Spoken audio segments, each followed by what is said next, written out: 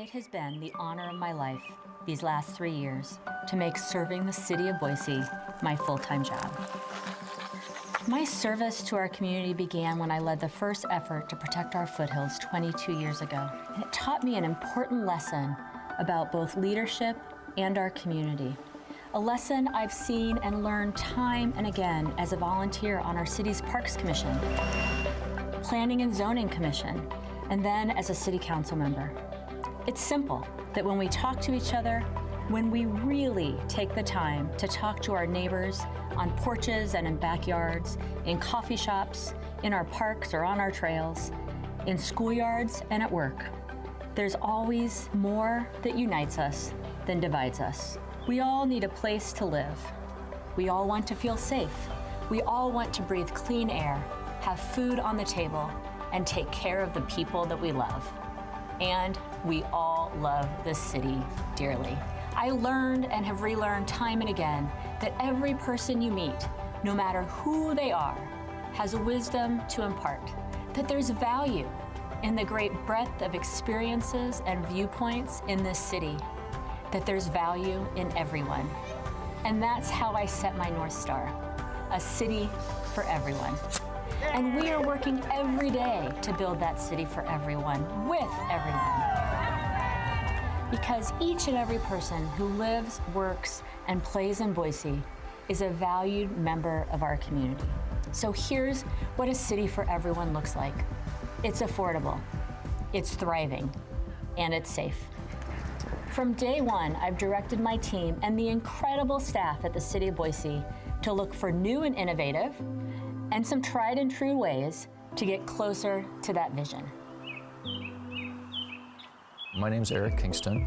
I've been an East End resident since 1994, and I'm a professional economic and community developer, and I have a particular interest in housing and fair housing.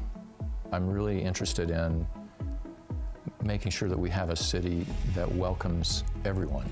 Part of that means creating housing types and price points that meet the needs and incomes of all people that live in Boise. When the mayor was a candidate, she invited several people involved in housing in this area to a series of conversations about what might work in Boise, what was working in cities like Boise. What impressed me was, first of all, being asked to talk about this with other folks. And second, when I saw the city's housing plan, it reflected a lot of the things that we talked about.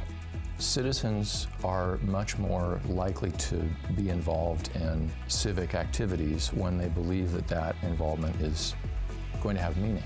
The idea is that we need to exercise our civic muscles by getting involved in projects and getting involved in neighborhood activities and overall community activities. And it's sort of like working on your civic health, I guess. Our goal is really to create a city and a state that are welcoming and safe and create opportunities for mobility, access, and connectivity for people of all abilities. Hi, my name is Dana Zuckerman. I am a parent of teenagers here, and I sit on the Design Review Committee, and I work in a cross-section of housing, public spaces, and public art. One of the things I heard often from local business owners and from people who were looking at the city as a potential place to move their business was that they had a concern about housing. And so part of our work over at the Urban Renewal Agency in conjunction with the city was to do what we could to promote and actively build more affordable housing at all different levels. If we can't house employees, then companies can't be here. And if companies can't be here, then there's no tax base, and there's no one to eat in our restaurants and to shop in our stores. And it's a chicken and egg effect. And I've heard a lot of people say, like, let the market determine the housing, but if you talk to business owners, they understand that that can't happen because they need employees, and they need employees who don't have a 2-hour commute to their job anywhere in Boise, Idaho. And the only way to resolve that is to build more affordable housing. You know, there are apartments for all income levels under construction all over the city. That should help shorten commute times for a lot of people. Not everyone works downtown, not everybody works down State Street, people work in all different places. And so having housing near your place of employment is not just helpful, but necessary for a lot of people. And I saw that as a big part of economic development, because if people can't find employees who can afford to live in Boise, they can't run a business. It is our city, and we're all a part of building its brighter future. Hi, my name is Rielen Flores. I'm the Executive Director at Conservation Voters for Idaho. Boise's leading not only here in the Treasure Valley, but it's both leading statewide and in the Intermountain West when it comes to climate action. And it's really exciting because it's a part of building resiliency in our communities so that we can ensure the things that we all enjoy today, our land, air, water, lovely foothills behind me, are something that our kids and grandkids can continue to enjoy. Climate action is a key critical component of that, the ways in which we have longer, hotter wildfire seasons and its impact on our air quality, its impact on the different populations in our community, whether they're their children or they're our grandparents. So it feels like a way in which we're innovating and accelerating climate action in a way that will provide resiliency for Boise and its residents into the future. And we don't see that in many places, not only here in Idaho, but across the nation. I have a 3-year-old daughter, and I think about what it means for her growing up in a city where it's bikeable and walkable, where she can go to the river and catch her first fish, or where she can learn what it's like to mountain bike in our foothills and think about raising her own family here in Boise. And that wouldn't happen without the climate action and the resiliency that is in partnership with the innovation and economic prosperity that comes together with those 3 initiatives together that will make our city a place that I believe not only I can live and work and raise my family here, but future generations as well. Oh, that was awesome. This is why I do this job. Nice. It's the same reason that you're here today. Because I love Boise. Because it's given so much to me and my family. Because I want my kids and your kids to be able to come back to build their lives. Because I want my grandkids and your grandkids to play in our parks and jump in our river. Because I want us to continue to build on the connections we have to each other as we focused on the things we have in common to tackle the most pressing issues of the day. Now is the time to work together, to prepare our city for its future so that future generations find in Boise what we all have today and love, and they find even more.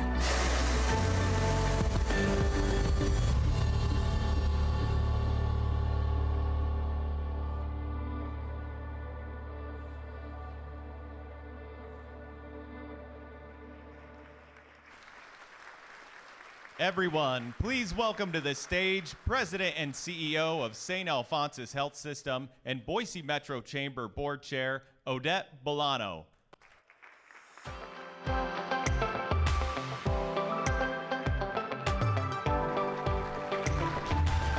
Thank you, and welcome to the 2023 Mayor's State of the City Address.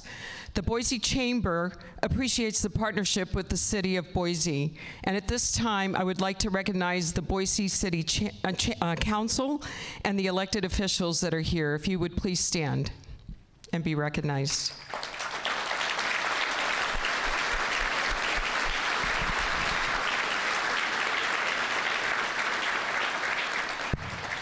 This year's State of the City is presented by Idaho Central Credit Union and Intermountain Health, co-sponsored by the Gardner Company, Albertsons, St. Alphonsus Health System, Blue Cross of Idaho, Micron Technology, and JR Simplot Company. The supporting sponsors are listed on the screen and in your program. Just a quick reminder that following the mayor's remarks, there will be a quick reception up in the Gardner Terrace, sponsored by POS Architect Planning and Interior Design. And now it is my absolute privilege to introduce Mayor Lauren McLean. She is, since January 2020, when she was sworn in as the 56th mayor of Boise, and the first woman elected to that position over a 150-year history, she has left no stone unturned to position the city of Boise to be the most inclusive, business and family-friendly city for all.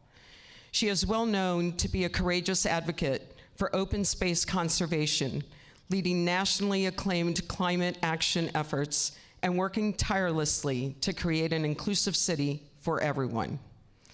As all are aware, Mayor McLean became mayor at the onset of the pandemic. These were not ordinary times for any city, nationally or globally.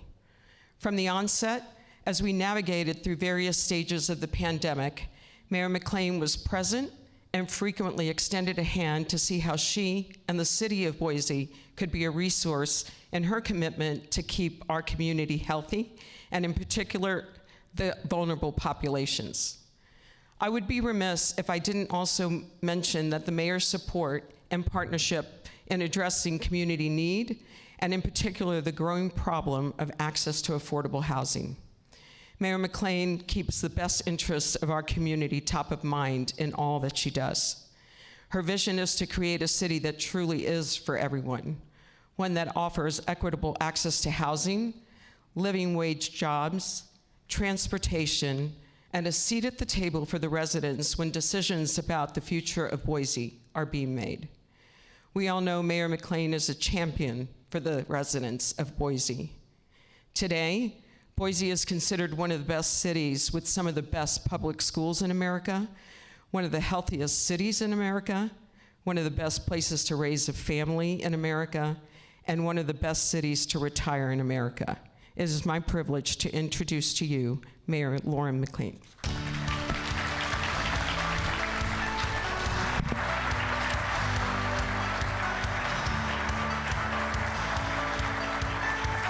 I hug you. Thanks. Appreciate it.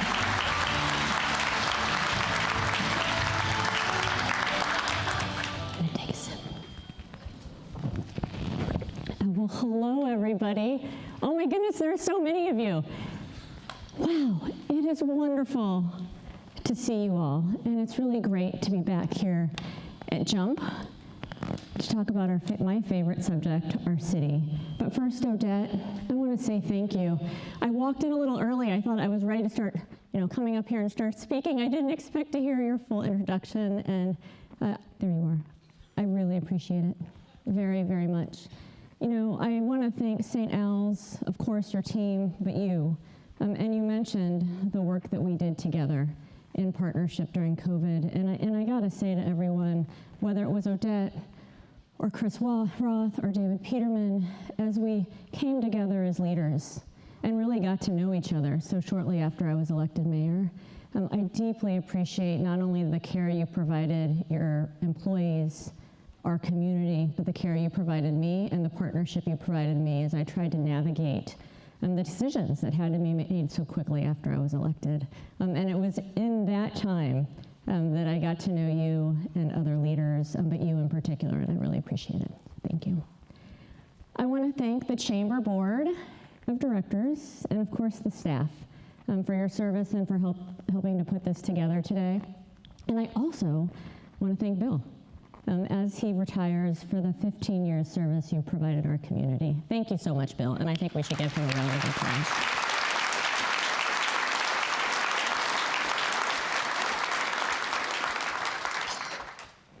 There are so many people that I would like to recognize today, but first I'm going to start with our City Council. It's your partnership and commitment to the city that makes all the work that we're doing possible. And I want to thank Council President, I'm looking in the crowd, oh, right there, sorry. Council President Holly Woodings, Council President Pro Tem Jenny Halliburton, Council Members Patrick Bajent, Colin Nash, Lucy Willits, and LaTonya Haney-Keith. Really appreciate the partnership and service that you each provide the city. And to our city employees, many of you are here today, our department directors are. You spend your days and nights thinking about and working to ensure that we're a safe and welcoming city for everyone. And it's really your passion, not only for this community, but for people, your ability to see challenges as opportunities, and your deep, deep focus on delivering results for today while preparing for the future that makes each and every one of you exceptional partners in this work. And many of us are here today, but even more are working making sure that we're continuing to be able to provide the service that residents need in this community and our community relies on. So I'm grateful, deeply grateful, for the opportunity that I get to work along all of you that are here as well as you that are not in service to this great city. So thank you to our city employees.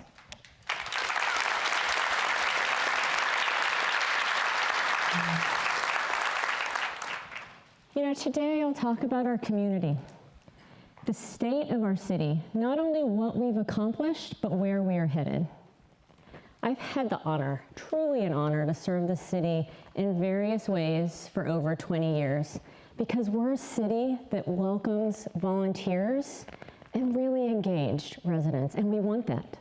I helped plan for parks that we're building today as a volunteer on the Parks Commissioner in my early 20s, often with a baby in a stroller sleeping by my side, or a toddler like Fiona over here in my lap at meetings.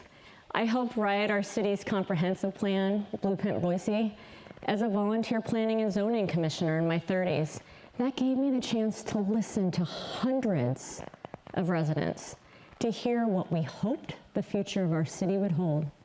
And then as a member of the city council, I was so lucky to be able to pass that plan and to work with others to write ordinances to protect all members from our community from discrimination, to set goals for clean electricity. And now as your mayor, I have brought all of these experiences and the truths that I learned along the way and when leading the Foothills to campaign to protect our foothills 20 years ago to this job. In this role, as in all the others I've held in service to Boise, I've experienced nearly daily the same lesson that I learned in my early 20s here. Boiseans are at our best when we're working together. And we always, always manage to beat the odds. In Boise's earliest days, we created an oasis. We moved water through sagebrush deserts to grow food and to create our home. We harnessed geothermal water to heat our homes. We tended to this place, we protected it. We launched businesses that became global innovators and leaders. We created parks and pathways. We protected open space and our precious Boise River. And perhaps most importantly of all, we cared for and we have never given up on the people of this city. Each of us is so proud of our Boise, so fierce in our defense of her, and we know that it takes work to keep her our oasis in the desert. An oasis has got to be resilient in a warming, water-scarce climate. It's got to overcome steep national challenges like housing scarcity and labor shortages. And it must withstand perhaps the greatest challenge of all, a hostile political climate that seeks to divide us, asks us to turn against our neighbors, to undo the very bedrock of our civil society. But even through challenging times, even through these challenging times, I am betting on Boise. I'm betting on Boise, a community of people who have, generation after generation, rolled up our sleeves, worked hard together, and beat the odds. We will keep this, our oasis, our safe and welcoming Boise for everyone, because we don't give up, and we don't give up on each other. This is how we're beating odds. I'm going to talk a little bit about it. In this region, in our own city, it's been more and more difficult to find a good, affordable home, a place to live. So I've worked with public and private partners to deliver on a promise: more housing at Boise budgets, so that kids today feel that same sense of stability that a home brings, so we can experience the joy of our own kids coming home as adults, able to find a home and build a life. I set goals for Boise because I know that what gets measured gets managed, and it gets done. And because I know Boiseans respond to goals, because we like to meet challenges head on. So together with public agencies, private partners, we are beating the odds on housing, and we are ahead of schedule. At State and Arthur, we used our land to incentivize partnership with private business.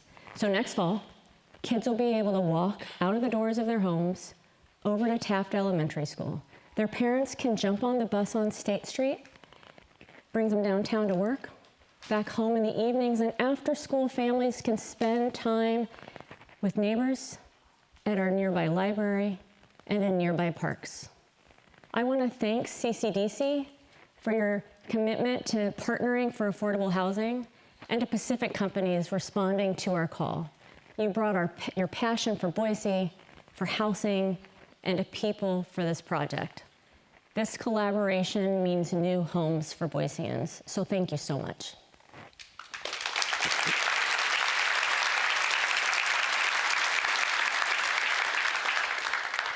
By the end of this year, we will have opened 250 new homes, affordable homes.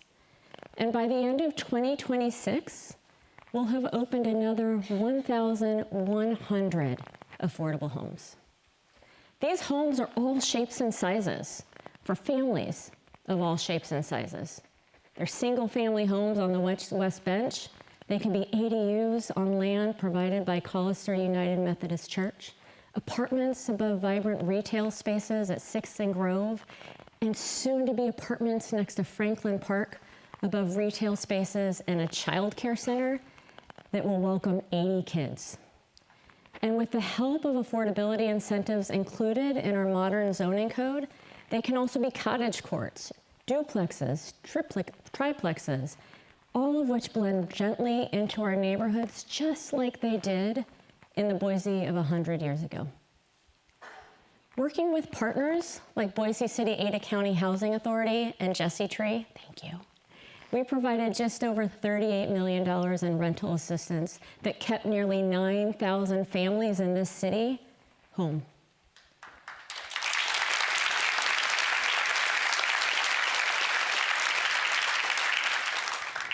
And I directed our team to make sure that the Boiseans who stayed at the Red Lion since COVID, families, folks with medical needs, weren't suddenly out on the street. Because while we work on permanent solutions, we're going to take care of people today. Now, I want to be clear.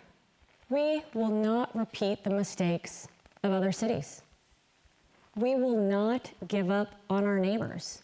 And we will work diligently for solutions that help folks become self-sufficient.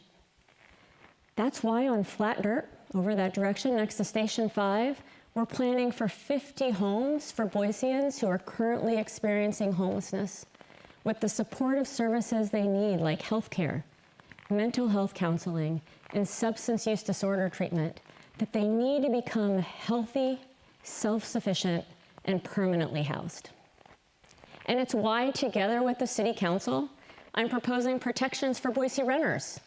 We've seen too many stories of late of folks getting last-minute news that they've got to vacate their homes, and it's time that our renters have assurances and predictability about their leases and the rules around them.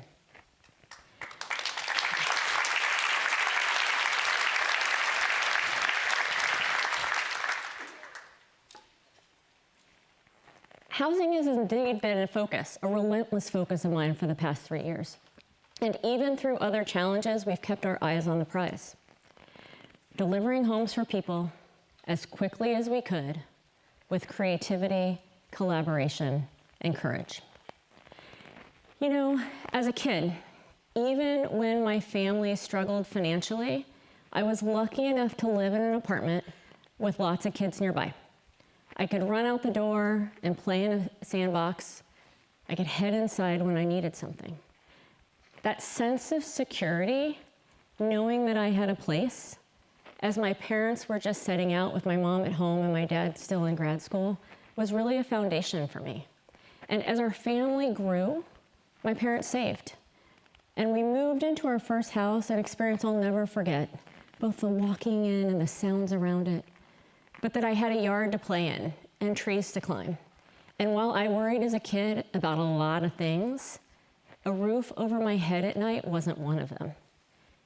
Every kid should feel that same certainty, and every parent should have the opportunity to find a home that they can afford. And for those in the working middle class, you get it. We know that a stable, safe place to live is everything, because a home's a foundation for a whole world. And it's needed to make sure that kids are cared for and they can focus on the important things like school. To be close to jobs, close to the things we need, close to food and healthcare, close to the good things in life like parks and libraries, just strengthens that foundation. And employers, as employers, you all know that. You know that to attract and retain the best workforce in these super competitive times, employees need homes they can afford. And we've all seen what's happened in other cities when they failed to prioritize housing. Homes for all kinds of people on all kinds of budgets. It's like putting up invisible walls and worsening inequality and forcing people out. But we can do better in Boise, and I'm taking the steps that we must to make sure that we do. By partnering to provide homes at Boise budgets, our neighborhoods remain strong. Our people are cared for, and we protect the Boise we know and love today for our kids and theirs.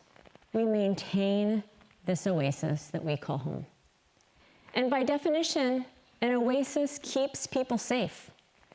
Everybody in Boise deserves to feel safe, to know that we will keep it that way as well. In fact, our violent crime rates and our property crime rates are the lowest they've been in decades.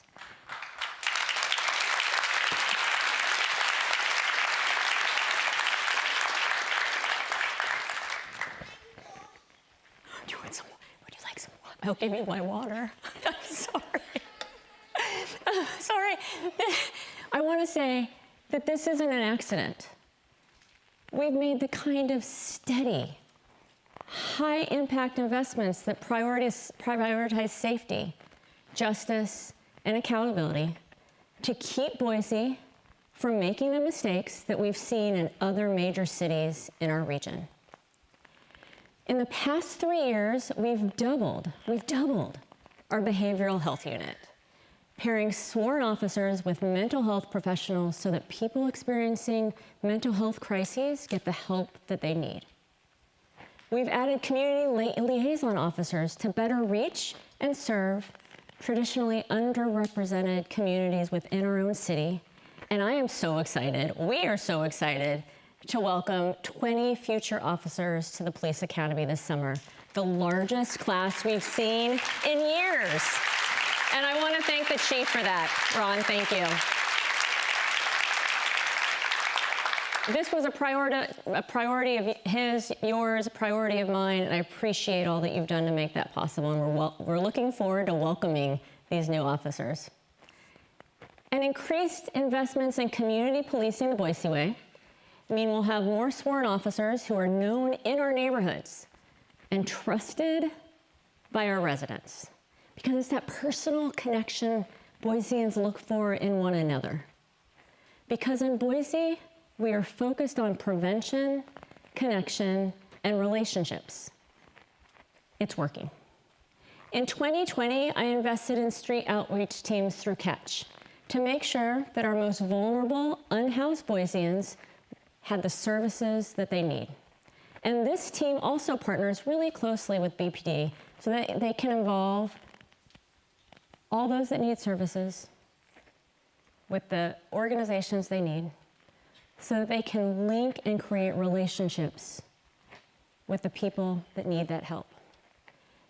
It's so that we provide service, prevent crime, but to be clear, we also hold folks accountable when it's necessary. We're also investing in our fire department.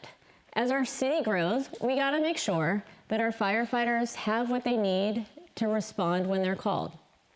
And I'm proud to let you know that my budget proposes 4-person staffing on fire engines. This is a first for Boise.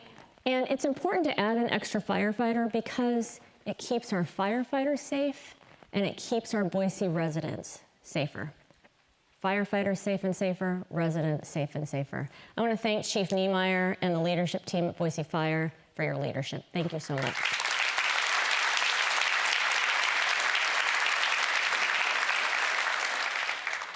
We remodeled Fire Station 6 on Franklin, and we're pairing a state-of-the-art and historically designed downtown fire station, Fire Station 5, with that housing that I talked about in the future. And as I promised everybody in Northwest Boise, we'll break ground on a new fire station at State and Bogart this year. And we will keep making strategic investments in public safety. Here's what's next. I'm talking with the Women and Children's Alliance about a partnership for police facilities on Willow Lane, close to the future location of Interfaith Sanctuary. And we are planning to make the Greenbelt and other areas nearby safer than they are today. We've created a public safety plan that looks at where else we'll need neighborhood police stations and where else we're going to need additional firefighters on engines, things that have never been done by the city of Boise before. In Boise, safe means safe for everyone. Everyone in our community deserves to feel safe and to be safe. And while others are targeting the most vulnerable members of our communities with discriminatory legislation, with bullying and cruelty, we are standing with them. Everyone is welcome here. Everyone has value, and we will always be vigilant in our efforts to make sure that the most targeted among us are protected. Because each of us is a Boisean, and each of us is an important part of the fabric of this city.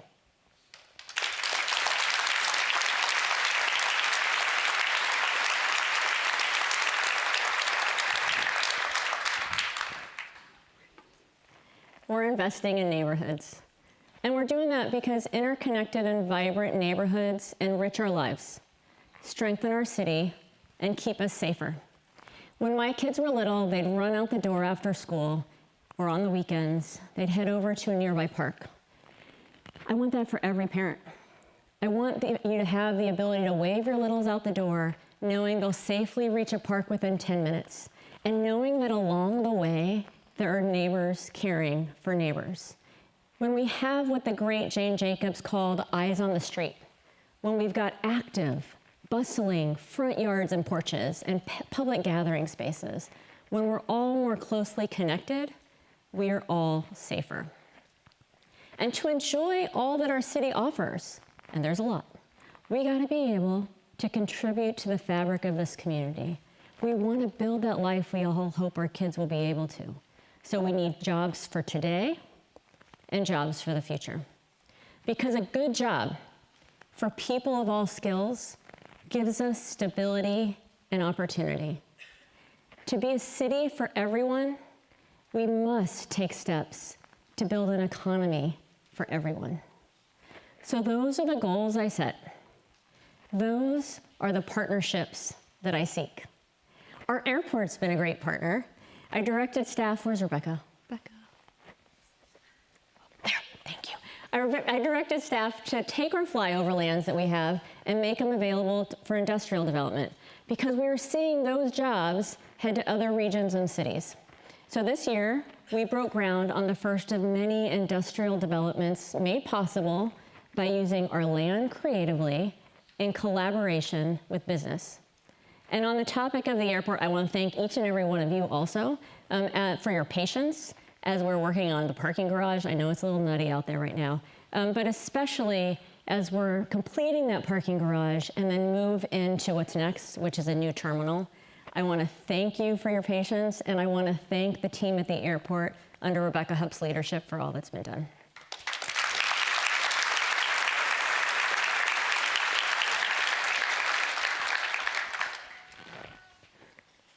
And we will not give up on small business either. Because I know, we all know, that small business is the backbone of opportunity in our city. And we also know that many struggled during the pandemic. So we provided $2 million in grants to 480 local businesses this year.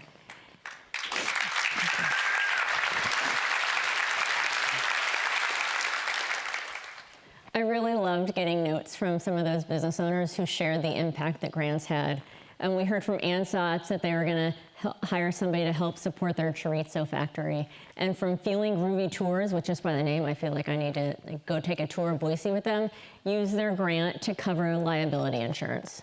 And I want to thank the United Way for making this possible in partnership with us. So thank you so much for all that you do in this.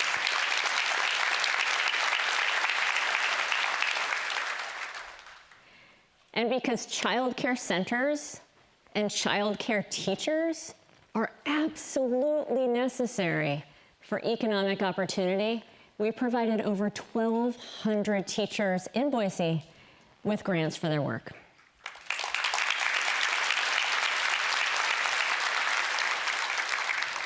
Dawn Woods is the head teacher at Kids Are Special People, CASP. In fact, it's the child care center where my kids went. It feels like way back in the day now. She has worked there since 1990. And she told me these grants showed her that our community valued child care teachers in ways we never had before. And that she and other teachers felt so much more connected to the city and that they're excited about where we're headed together. Because we've got to make sure that kids have care so that parents can seek opportunity and that we meet the needs of our business community. And part of that need is childcare. We need it because our job growth is up 8% since pre-pandemic levels. And so we are cutting red tape to get there. We've streamlined licensing times and we're cutting costs and shortening the time it actually takes to open a new facility, making more spots for more kids possible. Because we don't want parents racing to find a spot or worrying about their kids.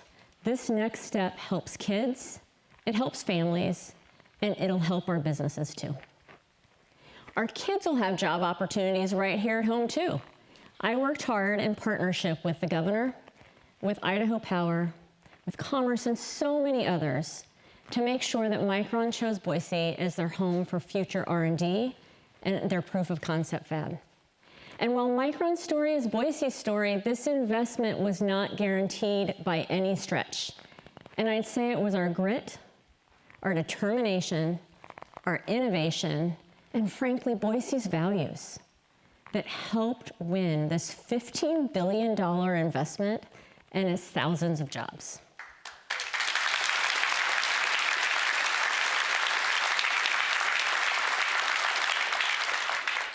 I want you to think about this just for a second. I met first graders at Riverside on a STEM Action Day, and I realized as they were showing me how to code that it's these first graders that when they will graduate from Timberline will have the options to go to CWI for mechatronics, to Boise State for engineering, somewhere else if they choose, but then come home and there will be jobs for them right here. In the last 3 years, I have had countless conversations with businesses that are looking to grow and invest here. And more often than not, it's our commitment to being a welcoming and diverse community, our leadership on climate, our investments in parks and open space, and our innovative plans for clean water that are mentioned as shared values and are mentioned as reasons they want to come here, just as Boiseans share these values. But I want to be clear that our work to protect this special place, to prepare for the future impacts of climate, to do the work that we do is about more than jobs. It's about protecting our health, protecting our home, this oasis, and making sure that our city thrives into the future so that the next generation inherits a clean, resilient city, rich in opportunity. As a council member with others, I set ambitious goals that our city be powered by clean electricity because Boiseans are ambitious. We really are. And as mayor, I've made sure that we'll meet them. And it's such a pleasure to say that we are on track to beat them.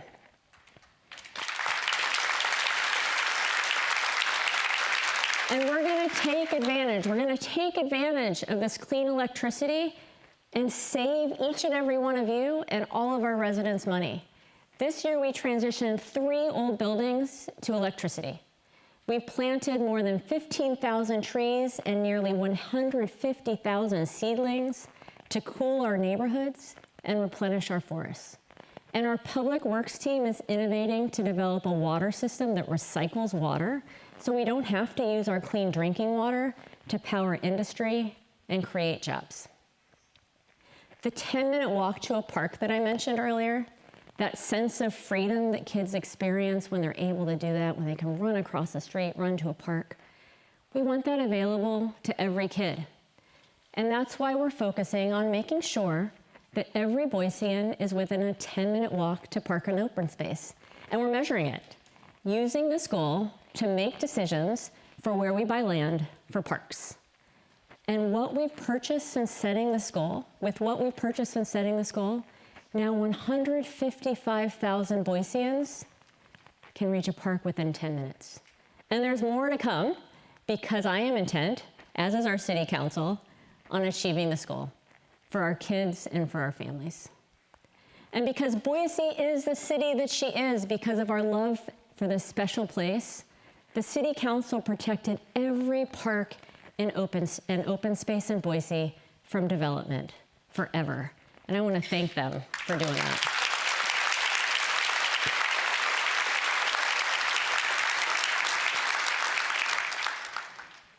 We will continue to lead. We will continue to work diligently with Boiseans to meet our goals. In the next year, we'll expand our geothermal system to extra buildings downtown. We're going to electrify City Hall West, the affordable housing that we have, and the Boise Depot. And speaking of the depot, just in April, 98 years ago, it welcomed the first passenger trains to Boise. Now before that, wagon trains brought people to Boise. And then steam and later diesel engines connected our region to the world. And for the first time in more than a generation, the chance to connect our communities, to connect our families is real. I'm working hard in partnership to make sure that this gem of a train station sees passenger trains again.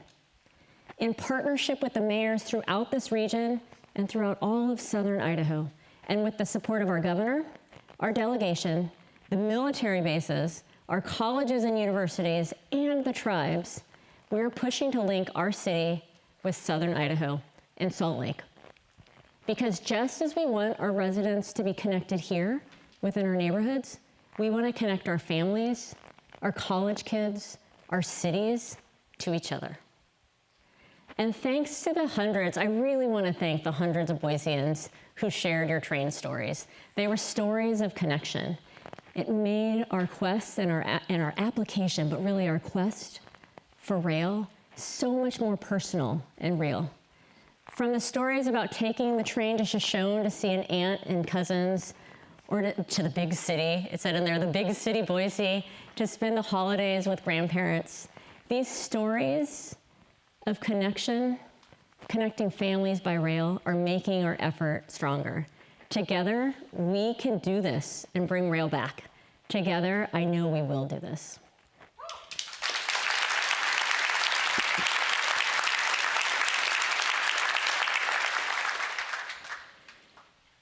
In the last year, in the last 3 years, we have accomplished a lot, and we will keep at it.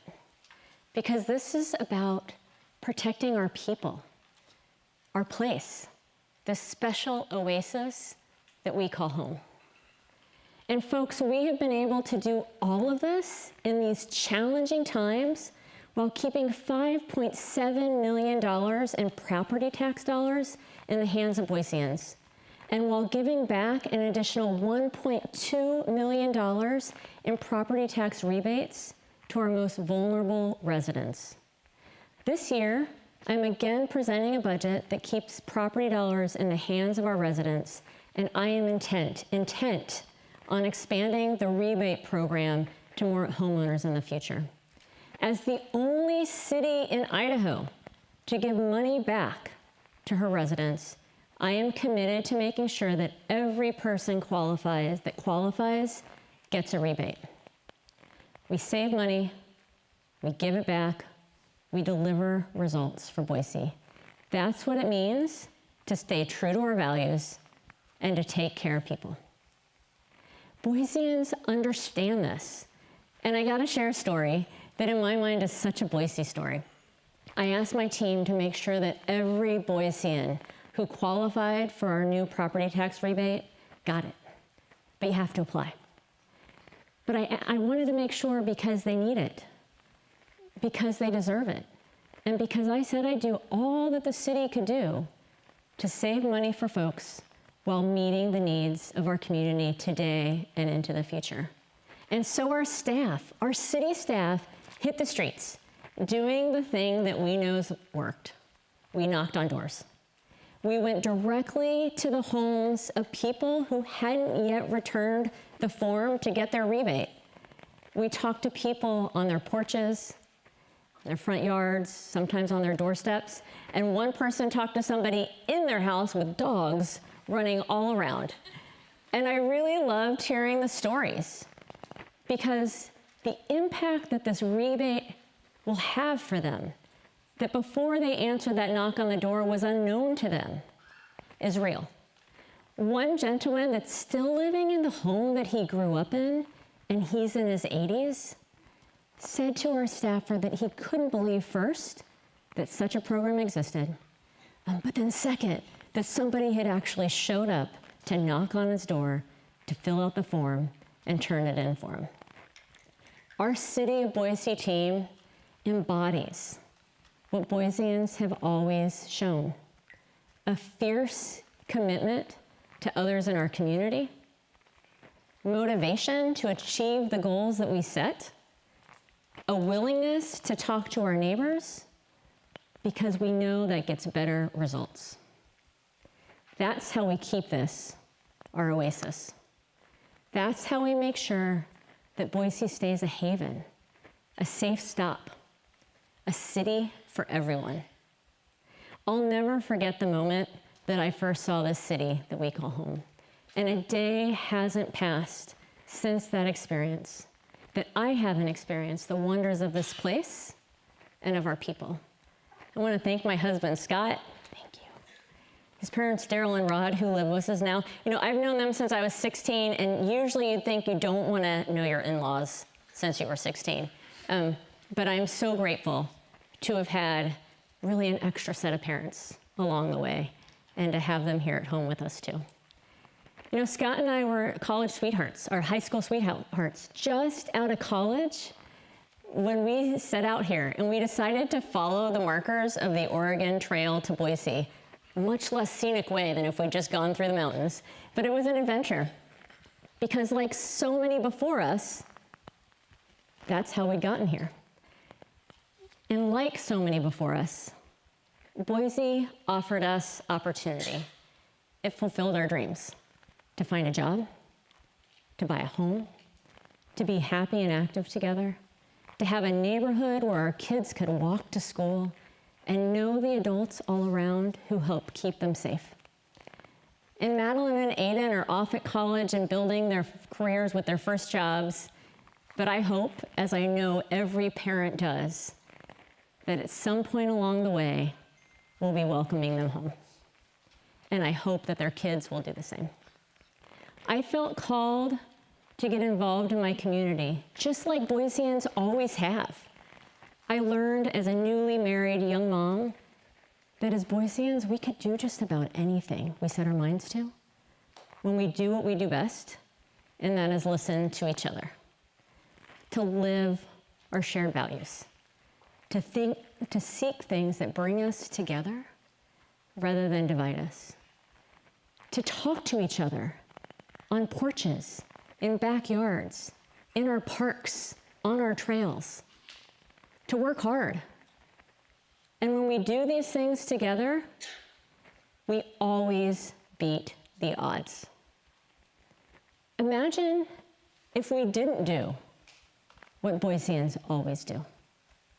If we let people that seek to divide us win, if we gave up on people rather than caring for them during the hardest of times, if we turned on each other or gave into fear, as some hope we will, particularly in these divisive political times. Well, folks, we know that this isn't Boise. This isn't who we are, because we are a people who sense and feel the fierce urgency of now in making sure we're a safe and welcoming city for everyone. We roll up our sleeves with grit, determination, and smiles as we confront challenges and turn them into opportunities. We are people who deliver results. We are people who beat the odds. So Boise will always beat the odds. We are a magical city made possible in the desert, tucked against the foothills with the sounds of a wild, clean river running through it. We are a safe and welcoming city for everyone, made by and for people who stand with each other. And it's truly an honor to stand with each of you, working side by side to protect this oasis that we call home. This is our Boise, and I thank you so much.